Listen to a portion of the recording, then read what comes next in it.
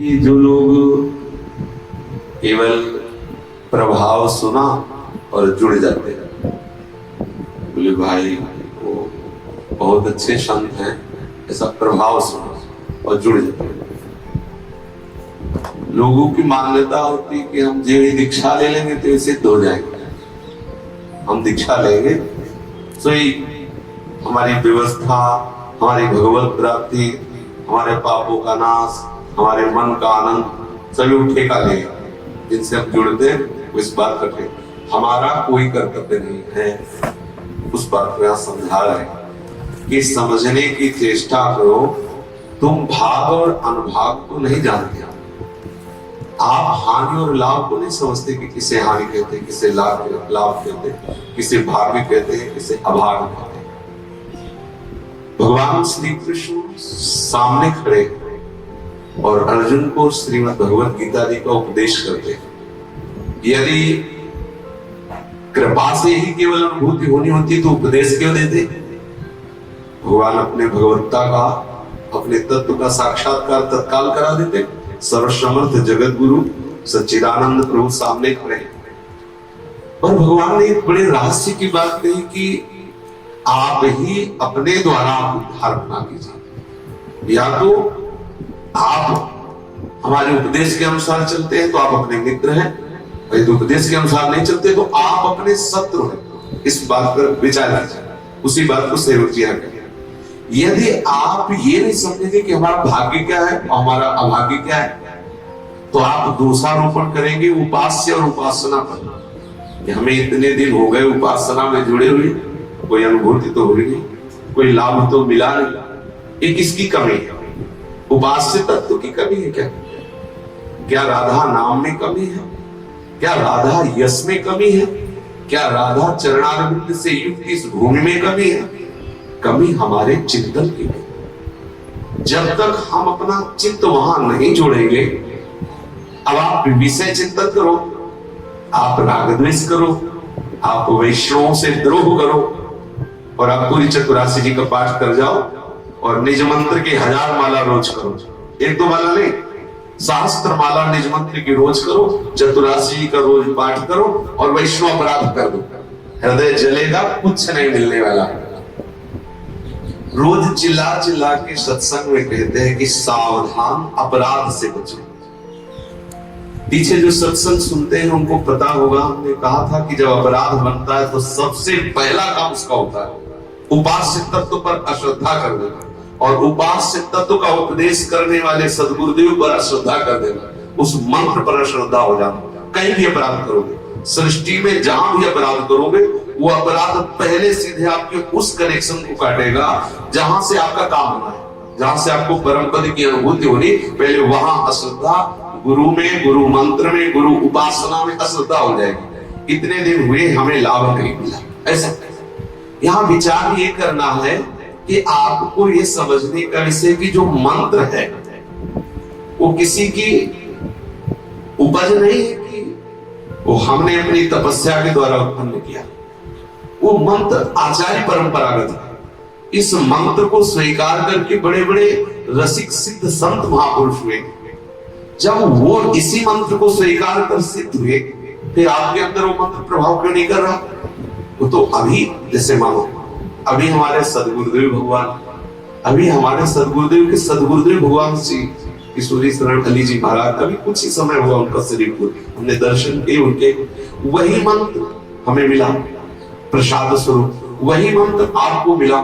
जो मंत्र श्री प्रियाजू ने हरिवंश चंद्र जी को दिया, वही मंत्र आपके पास है। ठीक, जिस रस का रसा स्वादम श्रीमद चतुरासी जी स्वरूप श्री हरिवंश महाप्रभु ने नवनिवृत्त निकुंज का किया, वही चतुरासी जी के रूप में आपको प्राप्त है।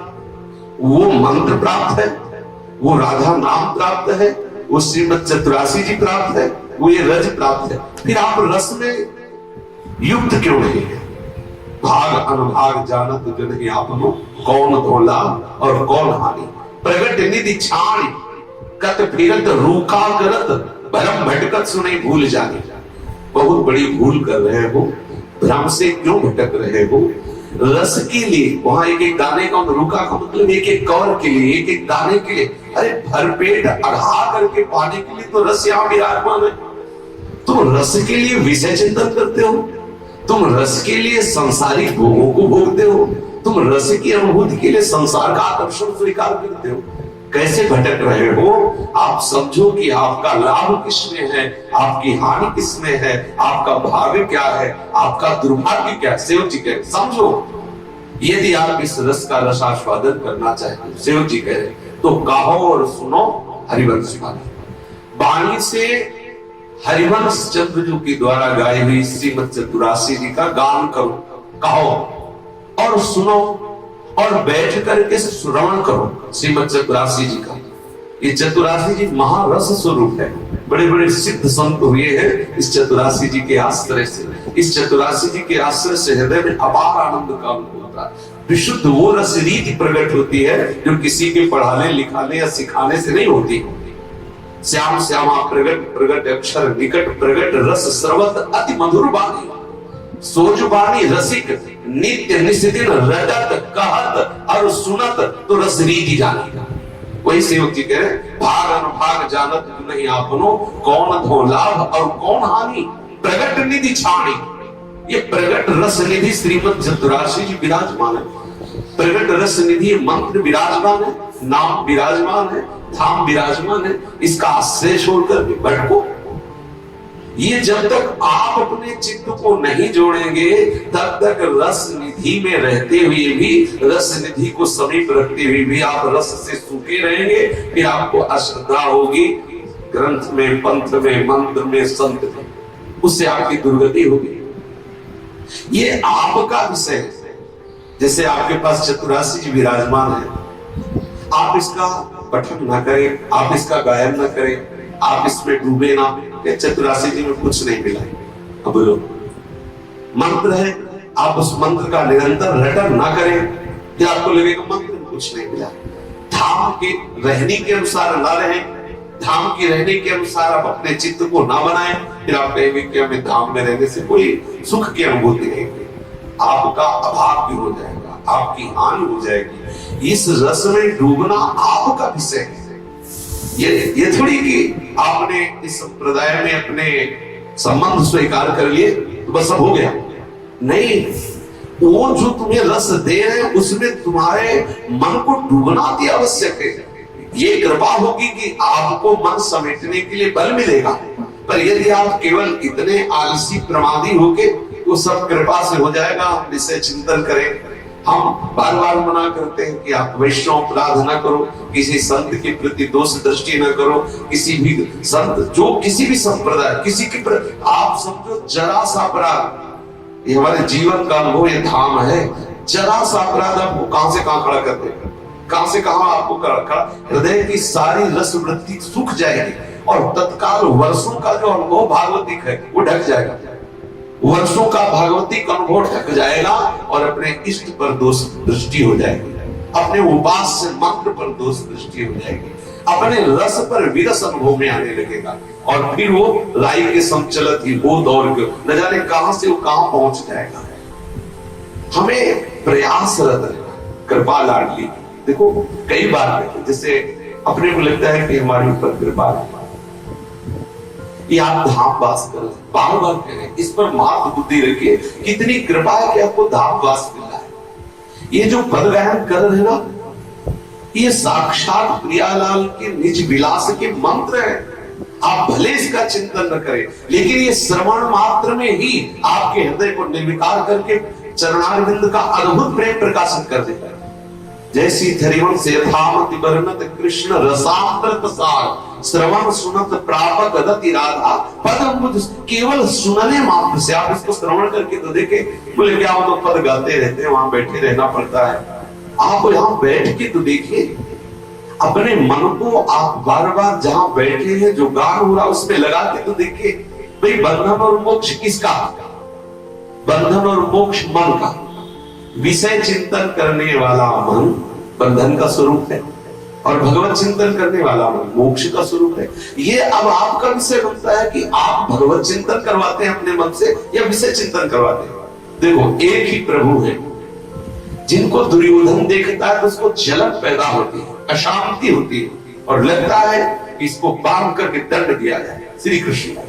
और उसने प्रयास भी किया, जब भगवान संधिदूत बन के गए तो उसने प्रयास किया कि बंधवाओ श्री कृष्ण को बांध लो, ऐसा प्रयास।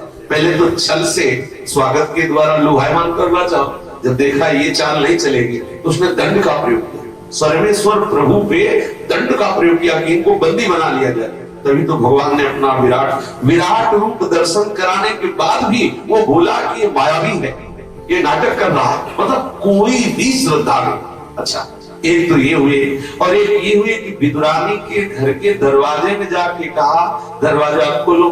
विदुरानी जी ने कहा आपको, वो कहा श्री कृष्ण।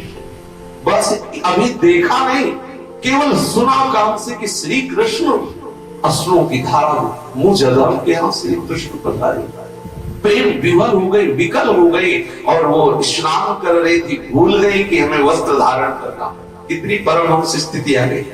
केवल नाम सुना कि देह विस्मरण, दरवाजा खुला तो प्रभु ने देखा कि ऐसी परमहंस स्थिति अपना पीतांबर उनके शरीर पर डाला। प्रभु उनको कह, मुझे बहुत प्रभु को भूख लगती है। ऐसे अनुरागी भक्त को देखकर प्रभु के हृदय में क्षुधा जागृत होती, मानो जन्म जन्मांतरों से किसी ने अभी न पवाया हो ऐसी भूख। और बोले कुछ पवाओ तो उनको सुधी नहीं, क्या पवा? वो केला छील करके गूदा फेंक देती, छिलका पवारे और बड़ाई कर करके प्रभु पा रहे। अभी 56 भोग की व्यवस्था दुशासन के महल में दुर्योधन ने की थी, भगवान ने कवल वहां नहीं पाया, और अभी आगे इतने भूखे हो गए कि विदुरानी जी से मांग करके उनके भाव भी ने केले के छिलके पारे। बोल भगवान ने कभी की भाव नहीं कर, वही भगवान है जिनका ऐसा अद्भुत रसास्वादन विदुरानी कर रही, और वही भगवान है जिनको देख के चल रहा है, अशांत हो रहा है दुर्योधन। भाव के द्वारा हम उस परम रस का रसास्वादन करते हैं। यदि हम अपने भाव, बिल्कुल ये बात हमारी अपने जीवन में उतार लेना, किसी भी संप्रदाय के किसी भी वैष्णव के प्रति जरा भी ये भाव होगा तो वो सीधे तुम्हारी उपासना के ऊपर आएगा, तुम्हारे गुरु पर श्रद्धा करवाएगा, तुम्हारे मंत्र पर श्रद्धा करवाएगा, तुम्हारी वाणी पर श्रद्धा करवाएगा। जितनी भी अनुभूतियां हुई उन सबको ढक के एक अशांति पैदा हो जाएगी कि आज तक हमें कुछ नहीं मिला, ऐसा अनुभव में आने लगा। डरो, भक्तन के अपराध से डर मत रहो। प्रायः सत्संग में एक बार जरूर बोलते हैं कि धाम की कृपा से सब हो जाएगा, पर आप केवल अपराध से बचिए। ये मत समझिए कि कल जुड़े हुए दीक्षा लिए इनका क्या, जिन्होंने कंठी और तिलक लगाकर भगवद आश्रित हो गए, वो चाहे बच्चा हो चाहे वो बुजुर्ग हो, हमारी दृष्टि में भगवत पार्षद है। कभी उसकी निंदा न करे, कभी उसका अपमान न करे, कभी उसकी अवहेलना न करे, कहीं एकांतिक भजन के अभिमान में आके कहीं दूसरे साधकों के प्रति द्वेष दृष्टि न, ये तुम्हारा सा भजन चला जाएगा। ये धाम है, ये भगवत मार्ग है। जरा सा प्रमाण स्थिति आपको कहां से कहां पहुंचा देगी। आपको लगेगा कि हम बहुत अच्छा सोच रहे हैं, बहुत अच्छी साधना में लगे, हमें सबके प्रति एक बुद्धि और अपने में गुण बुद्धि, बस गए परमात्मा। जहां अपराध बना, गुरु मंत्र, गुरु उपासना ग्रंथ, गुरु उपासना पंथ और गुरु, इनमें अश्रद्धा पैदा करके मार्ग भ्रष्ट कर देती है। वो जो वैष्णव अपराधमयी वृत्ति है उस जीव को न जाने कहां पहुंचा देती है।